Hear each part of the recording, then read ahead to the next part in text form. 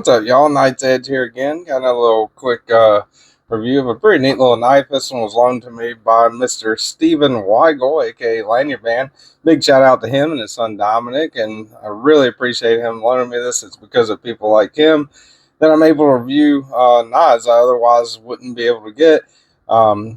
Speaking of that, if you want to help support the channel, I have a Patreon. You can check me out. I got the link down below. If not, it's totally fine, but big shout out to anybody that has joined Patreon. All my Patreon members that are watching already. I really appreciate it. It means a lot to me. Sorry. So this one is the Kizer Hic-Cup, available on BladeHQ. There's 2 or 3 different versions. I'm gonna have my affiliate link down below, but you can find on a lot of different sites. So definitely if you're interested in it, check that out. Use my affiliate links. It'll help the channel out and help me out. Entirely up to you, but I really appreciate it. So this one is a Kizer Hic-Cup again. Pretty cool little knife. 154 cm on the blade. This one's copper version. I'm going to go ahead and this is also ambidextrous, but it's mounted left-handed. I didn't want to swap this clip. I did carry it for a day left-handed, which I've been doing a couple different knives like that lately. It's pretty interesting to, kind of get into the mind of a left-handed person. I guess sounds kind of crazy, but just kind of a little bit of a different thing. I have swapped some of Steven's clips over on some of the knives I've carried that he's letting me borrow, but the left-handed, some of them that are left-handed, and also like this one, the Axon, that's a totally left-handed knife. This one's ambidextrous, so you can swap that clip over to that side, and you can do that button lock with your index finger instead very easily. But yeah, anyway, go ahead and do well, where's my tape measure? Here it is. Go ahead and do a measurement here before I get sidetracked again. So from the tip of the blade all the way to the butt of the handle, you're looking right at 7¼ inches. Overall blade length 3¼ I got a little bit of a choil there, so cutting edge on this, we're going to call that right at 3 1/8 on the cutting edge there. Get the calibers, zero them out. Blade stock thickness on the Hic-Cup, thickest part of the spine, looking right at 108 thousandths. Flip her over, and 21 thousandths. And these are copper scales, so if you get like micarta, or I think they also come in G10 maybe. If you get a different variant, I'm sure the scale thickness, the handle thickness will vary, but these are right at 5 inches. Now that's not an issue at all. Pretty average, anywhere from 0.4 of an inch to 0.6 of an inch seems to be, average with pocket knives, and also depends on the, the length and the size of the blade and all that stuff as to whether it's bulky or whatever. This one's got a little bit of heft to it. The copper scales definitely make it feel a little hefty for sure. But overall, gripping it with those handles, I think that that feels pretty good. We'll go ahead and do size comparisons. Cold steel knives, 80-10. Demco knives, 80-20.5. So definitely closer to the size of the 80-20.5, the one with the shark's foot blade. I can give you a little comparison with the cutting edge there. Go ahead and get out the Ontario Knives Rat Model 1, Ontario Knives Rat Model 2. So definitely, again, closer to the Rat 2 with a little bit more cutting edge. And Spyderco pair of 3, Spyderco Paramilitary 2. Definitely closer again to the smaller one, the pair of 3. And that's about what you're dealing with cutting edge. So definitely a little more cutting edge than a pair of 3. Overall length about the same. All right. So what I would consider kind of like a medium-sized knife. Definitely not small. It's not like Baby Banner or Mini Tough Light small or something like that. But not what I would say is a full size pocket knife, which is, you know, on my channel anyways, over about 8 inches or so for a full size knife. I'll go ahead and get the scale out here.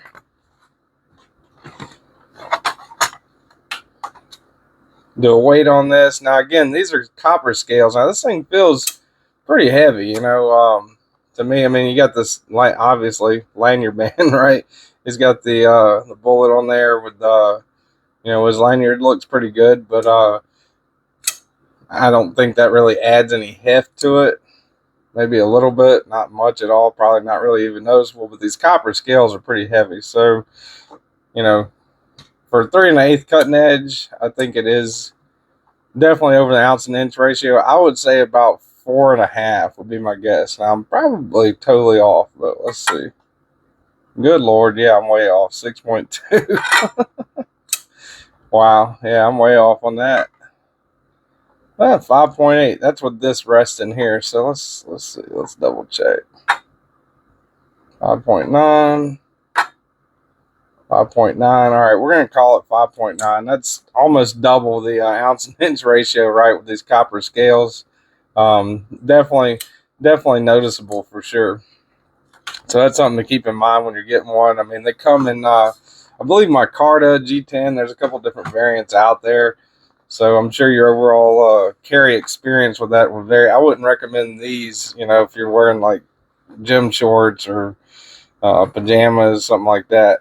Totally invisible, deep carry clip, right? You know, unless you got big old lanyard sticking out there, right? But yeah, so no issues there. Really don't have any issues with the pocket clip. You know, it's not like a milled titanium clip. But yeah, the screws are flat headed on it, so that's a good thing too. Now we'll go ahead and do a hardware check. I think, let's see. Nope, it's T6. That's a T8 in there. High bit driver, by the way. T6. We'll check that. Yeah, T6 on the pocket clip screws. These might, I don't know. They might just feel a little loose here. No. All right, so T6 pocket clip, T6 on the body.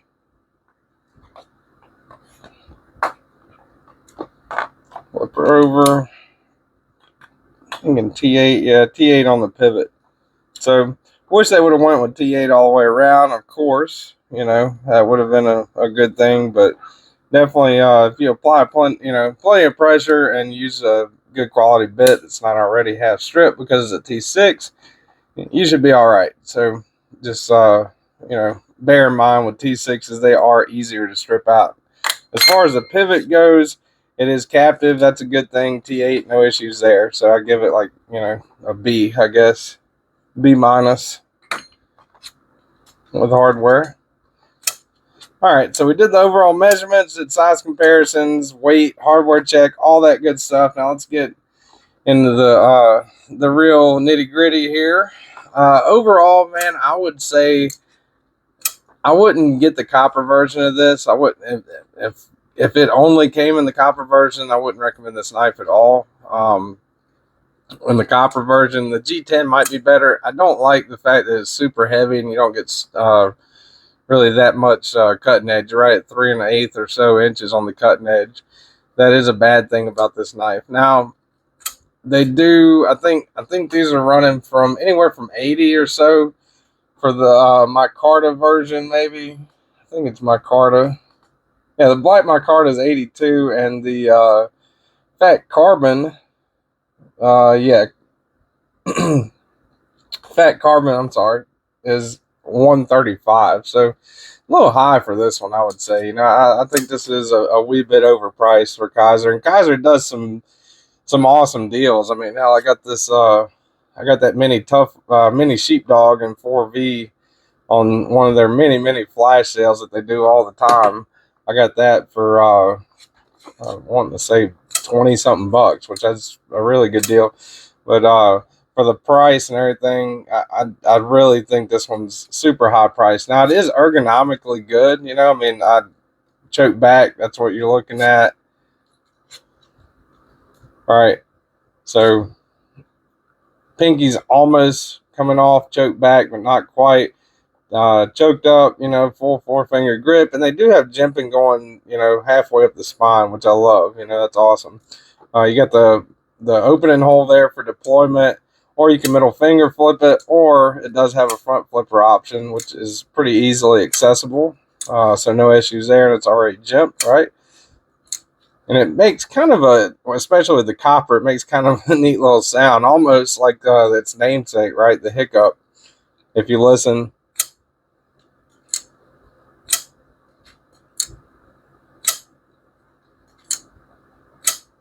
So that's pretty interesting. I thought it was anyway. You might not. No backspacer. Milling doesn't really feel like they milled it out, but it is milled out. You know, copper again doesn't really help with the weight. You know, that kind of kills it with the weight. It is a very good looking copper handle. You know, I do like that. But yeah, ergonomically, choke back, not too bad. You know, like I said, I would prefer a larger knife, longer handle. Pinky's almost coming off, but not quite. Choked up just fine there. You know, it kind of rests on that flat right there. They do have a little bit of a choil. That's good. 154 cm on the blade steel. Nothing wrong with that. 154 cm is good on all ranges of knives because it is a pretty good steel. Fairly stainless. This one's PVD coated, which you know, I think is more directed aesthetically than functionally, because that 154 is fairly stainless. So no blade play really on it. That's good. This one's definitely been used a lot, and I believe disassembled. I'm almost sure it's been disassembled. Maybe not. I could be wrong on that.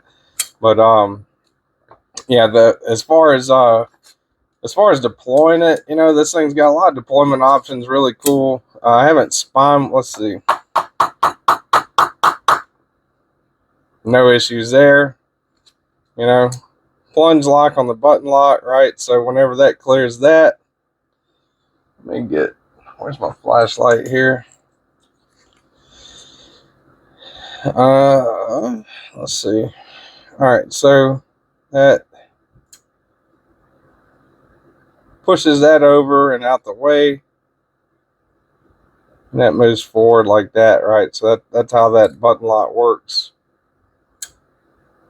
So pretty cool.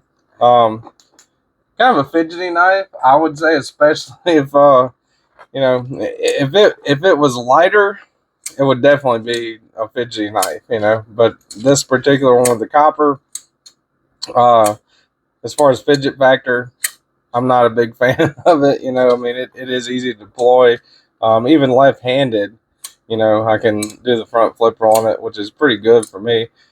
So, but yeah, I would definitely recommend, if you want to try this one, you know, maybe get the micarta G10, something like that. I mean, they do come in, like I said, carbon fiber, copper, you know, all kinds of different handle materials, maybe even blade materials. I'm not sure on that. I have to double check that one. I'm actually looking. Yeah, okay. So Kizer's $130 variant of this is, I'm looking at it on BladeHQ right now, fat carbon fiber with S35VN, which is a little, in my opinion, bit of an upgrade from the 154 CM. So that's something to keep in mind. I think overall, there's a lot better options than this. It's not a terrible knife by any means. I do have things I like about it for sure. You know, deployment method. I really like the ergonomics choked up on it. The blade, I wish it was a little bigger. I wish it had T8 T8 hardware on it. And I'm not really that big of a fan of the copper on there. But then again, I can't, you know, can't judge the knife overall based on that, because the model does come in all kinds of other handle materials.